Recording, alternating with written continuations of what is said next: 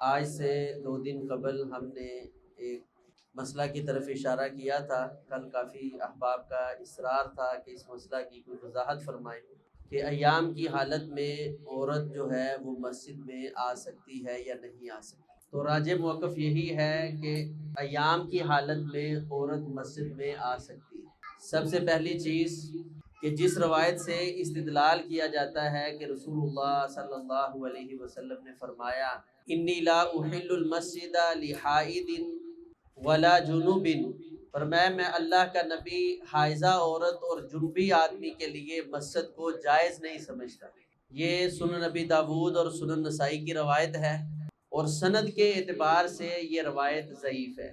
اگر اس روایت کو صحیح بھی مان لیا جائے تو یہاں پر مسجد کا معنی عرف والی مسجد نہیں ہے بلکہ نماز معنی مراد ہے۔ جیسے اللہ تبارک و تعالیٰ خود قرآن حکیم میں فرماتے ہیں خذوا زینتکم عند کل مسجد، تو وہاں مفسرین نے عند کل مسجد کا معنی عند کل صلاۃ کیا ہے کہ ہر نماز کے وقت زینت کو لازم پکڑو۔ تو یعنی مسجد یا مصلی یہ بمعنی نماز بھی عربی کے اندر استعمال ہوتے ہیں، جیسے رسول اللہ صلی اللہ علیہ وسلم کا ارشاد گرامی ہے۔ آپ نے فرمایا کہ عیدگاہ میں بالغ نابالغ حتیٰ کہ ایام والی عورت بھی نکلے، اور فرمایا وہ مصلی سے الگ رہے۔ ہمارے ہاں مشہور جو عرف میں ہے وہ مصلی ہم مسجد کو سمجھتے ہیں یا جائے نماز کو سمجھتے ہیں جس پر نماز پڑھی جاتی ہے، ہم اپنی زبان میں بھی اس کو مصلی کہتے ہیں۔ تو ہم یہ سمجھتے ہیں کہ نبی علیہ الصلوۃ والسلام نے یہاں سے مصلی سے عورت کو دور کر دیا ہے، در حقیقت یہاں پر مصلی سے مراد نماز ہے۔ نبی علیہ السلام نے فرمایا وہ نماز کے اندر شامل نہیں ہوگی، مسلمانوں کی دعا کے اندر وہ عورت شامل ہو جائے گی۔ اور کثیر دلائل ہیں جس سے یہ سمجھ آتی ہے کہ نبی علیہ الصلوۃ والسلام کے دور میں عورتیں جو ہے مسجد میں کسی ضرورت کے تحت یا عبادت کی غرض سے آ جاتی تھی، جیسے سیدہ عائشہ صدیقہ رضی اللہ تعالی عنہا کے بارے میں آتا ہے رسول اللہ صلی اللہ علیہ وسلم مسجد کے اندر تشریف فرما تھے، آپ نے فرمایا عائشہ یہ میرا مصلی، یہ میری چٹائی مجھے دو۔ تو ماں جی فرمانے لگی اے اللہ کے رسول صلی اللہ علیہ وسلم میں تو حیض کی حالت میں ہوں۔ نبی علیہ الصلوۃ والسلام نے فرمایا لیست حیضتک فی یدک، یہ تیرا حیض تیرے ہاتھ میں نہیں ہے۔ مراد یہ ہے کہ بھئی یہ ایک معاملہ تو ہے لیکن اس سے تیرا کوئی وجود نجس نہیں ہو گیا۔ اور رسول اللہ صلی اللہ علیہ وسلم کا ارشاد ہے، آپ نے فرمایا ان المسلم لا ینجس، مسلمان مومن کبھی نجس نہیں ہوتا۔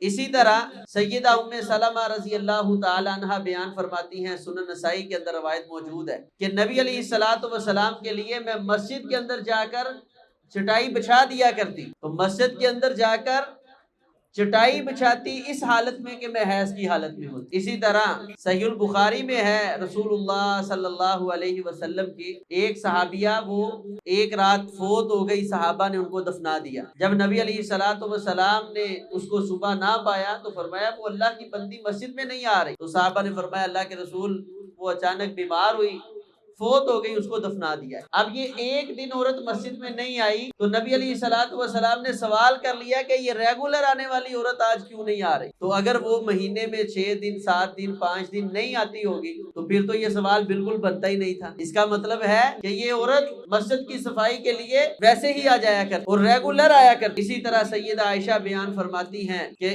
ایک سیاہ عورت اس کا خیمہ مسجد کے اندر لگا ہوا، میں اس کے پاس جا کر باتیں کرتی اور جب بیٹھتی تو وہ ایک شعر پڑھتی تھی وَيَوْمُ الْوِشَاحِ مِنْ تَعَاجِبِ رَبِّنَا، وہ کمر بند والا دن بڑا ہی میرے رب کے تعجب دنوں میں سے، عجیب دنوں میں سے ایک دن ہے جب میرے رب نے مجھے کفر سے نجات دی۔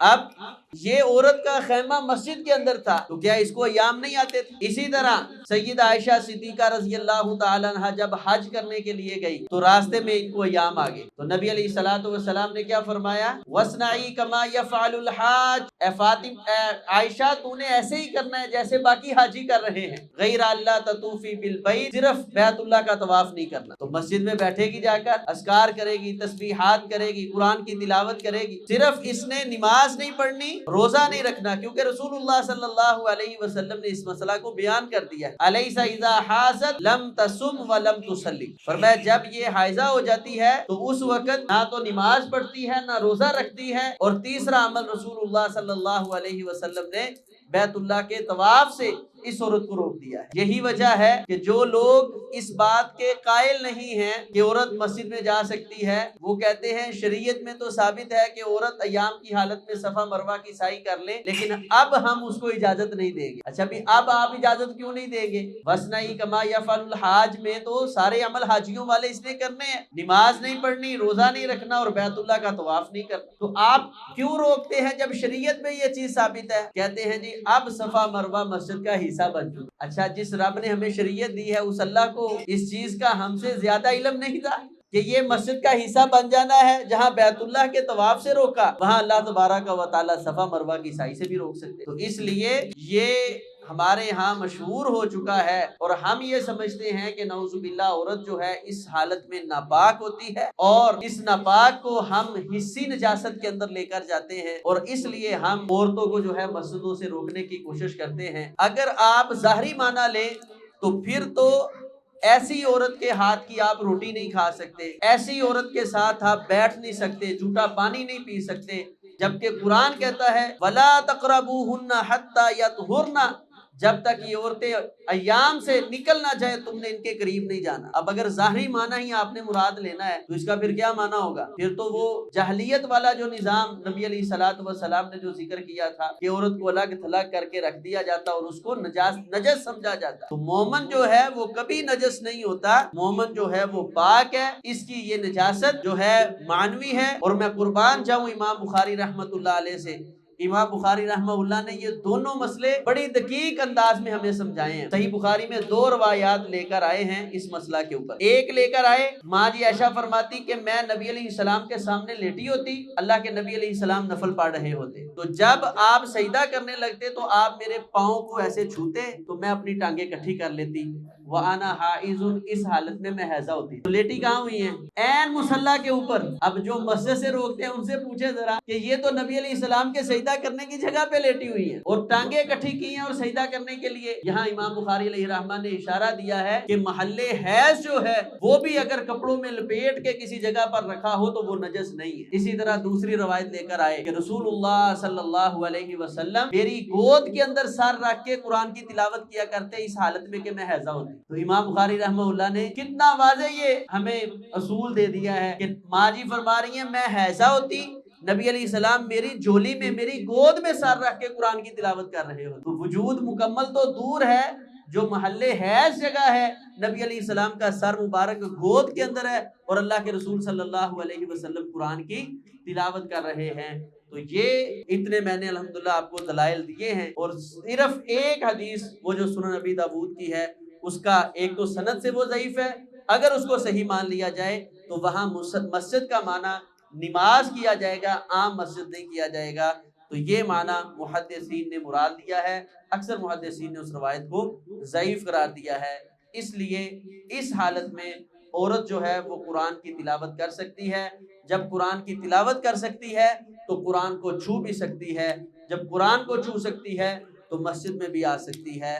یہ پابندیاں شریعت اسلامیہ میں راجح موقف کے مطابق نہیں لگی ہوئی، جو ہم نے بلا وجہ عورتوں کے اوپر لگائی ہوئی ہیں۔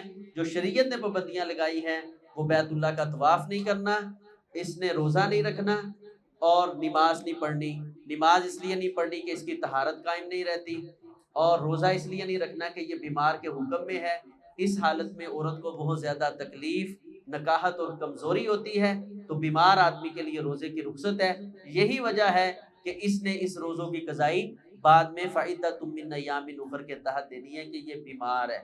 اور بیت اللہ کا طواف اس نے اس لیے نہیں کرنا کہ بیت اللہ کا طواف یہ نماز کے مشابہ ہے، جب نماز منع ہے تو نماز کے مشابہ عمل بھی منع ہو گیا۔ اس کے علاوہ شریعت اسلامیہ نے حق زوجیت سے منع کیا ہے۔ حق زوجیت سے منع کرنے کے بھی آج کی حکمت اور جو ڈاکٹری ہے وہ اس کو تسلیم کرتی ہے کہ یہ حالت جس کو اللہ تعالیٰ فرماتے ہیں یسألونک عن المحیض قل هو اذن، یہ انتہائی تکلیف اور گندگی والا معاملہ ہے، اور اس سے انسان مرد کو بہت زیادہ بیماریاں جو ہیں وہ لاحق ہوتی ہیں اگر وہ اس حالت میں حق زوجیت قائم کرتا ہے۔ اس لیے شریعت اسلامیہ نے انسان کے ساتھ ہمدردی کی ہے اور اس عمل سے روک دیا ہے۔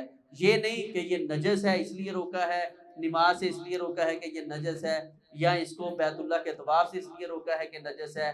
تو تو یہ اس لیے نہیں روکا، اس میں حکمتیں موجود ہیں، ان حکمتوں کو مد نظر رکھنا چاہیے۔ اللہ خالق کائنات ہمیں سنت کے مطابق زندگی بسر کرنے کی توفیق عطا فرمائے۔